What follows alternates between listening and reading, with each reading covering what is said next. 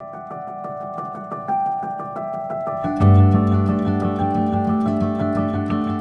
faut la repenser à partir des habitants et du bien-être des habitants, ce qui devrait avoir un impact à travers le bien-être sur l'économie derrière, mais je pense qu'il faut plus penser habitants qu'économie.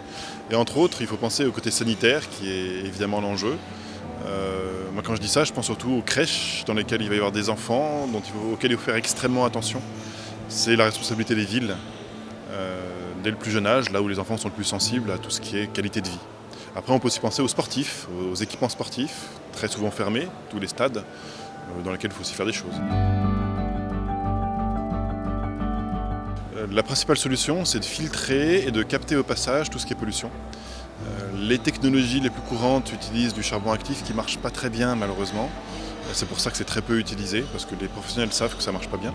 Nous, on a développé une technologie un peu spécifique, à base de céramique et de plasma, qui permet de capter les pollutions et de nettoyer quotidiennement le filtre qui capte les pollutions.